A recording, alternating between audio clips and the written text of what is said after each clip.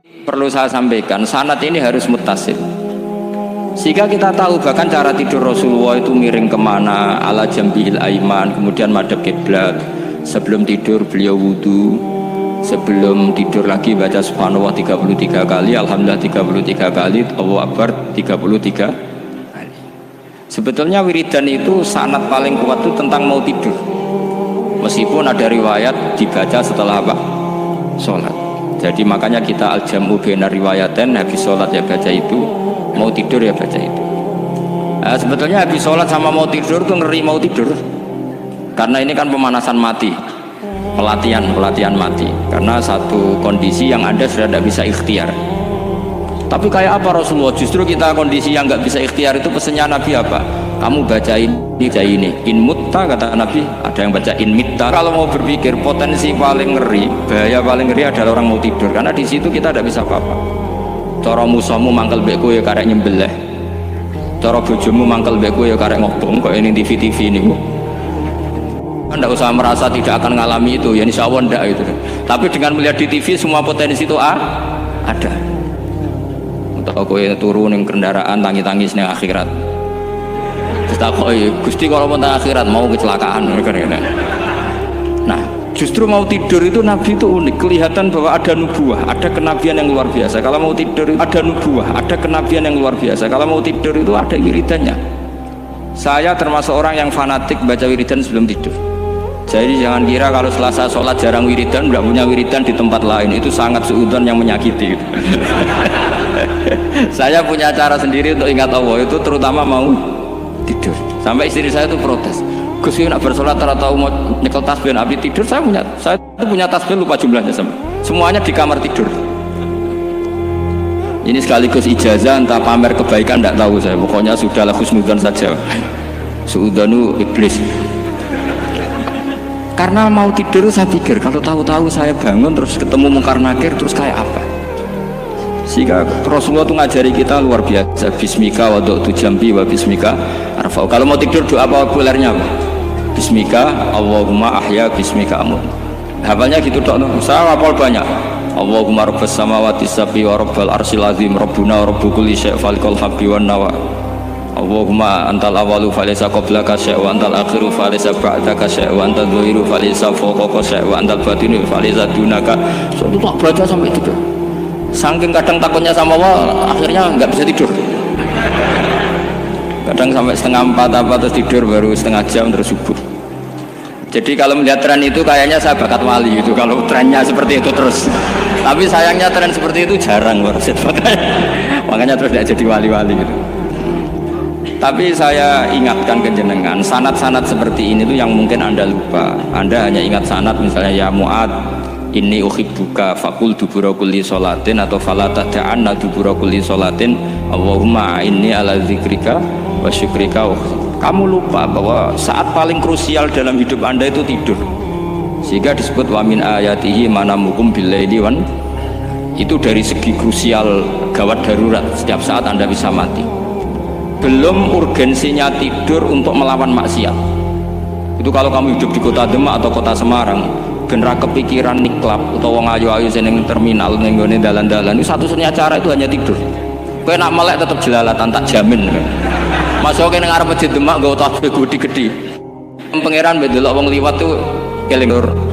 Barokahnya usul fikih adalah kita belajar. Dulu saya pernah musyawarah sama Gus Yofur tentang usul fikih. Usul fikih itu ada makalah mubah itu tidak ada. Sebagian ulama berpendapat mubah itu tidak ada. Karena setiap mubah saat itu Anda pasti meninggalkan keharaman. Itsma min mubahin illa wa yatahaqqaqu bihi tarku haramimma. Tidak ada kemubahan kecuali saat itu kamu meninggalkan keharaman. Anda tidur berarti Anda taroktal maksiyah. Anda tidur berarti Anda meninggalkan maksiat. Enggak nyolong, enggak dugem, enggak zina, enggak maling, enggak ngerasani orang. Jadi tidur itu anggap saja ya Rob, ya Allah saya mau tidur. Tidur itu ibaratun antarkil ma'asi. Jadi malaikat rokepate kandhani iki ra sekedar turu, ya kowe kudu ngerti iki ape ninggal maksiat. Hitung mulai saiki. Bismika Allahumma ahya bismika amun. Ayo rokepate hitung, anggap ini kiat meninggalkan maksiat. Terus turun 6 jam berarti tidak maksiat 6 jam. Meskipun akhirnya maksiat karena bangun jam 7.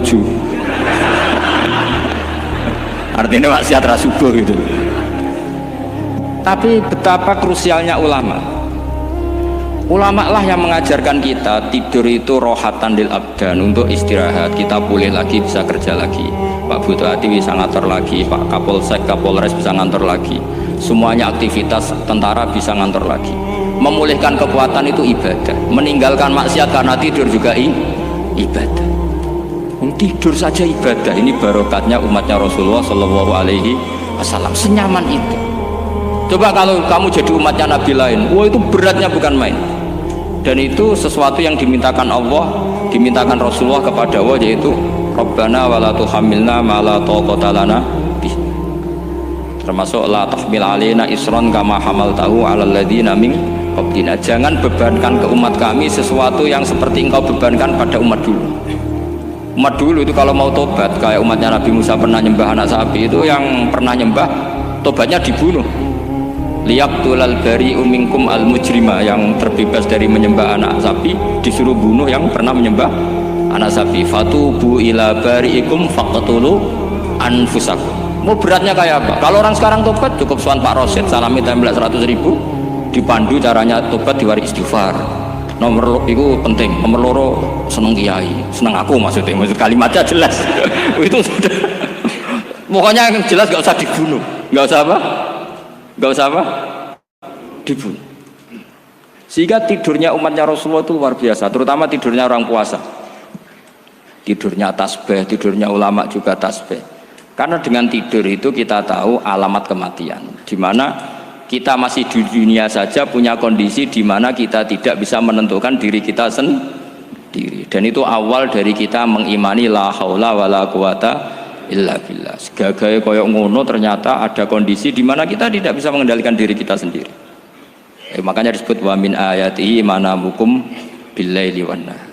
Yang bisa menganalisis itu siapa? Ya ulama. Ulama kok tahu karena punya sanad musalsal ila Rasulillah sallallahu alaihi wasallam. Sehingga uniknya kenapa tidur itu sakral? Coba semua nabi di antara wahyunya itu lewat apa? Semua nabi di antara wahyunya lewat apa? Tidur, lewat mimpi. Inni ara fil manami anni atfahuka fangzur madza tara. Maka mimpi ini harus dikelola secara baik, yaitu kalau kamu mau tidur, wudu dulu, baca tasbih, terus tinggalkan semua dunia, anggap saja ini pemanasan kematian. Itu insya Allah mimpinya sip pokoknya. Paling dikejar-kejar dajjalnya kecemplung kali, insya Allah. Tapi kalau kamu tidur gak wudu, raiso turu terus raiso turu mangan sik bu. Raiso turu terus raiso turu mangan sik ben wareg ben iso turu. Insyaallah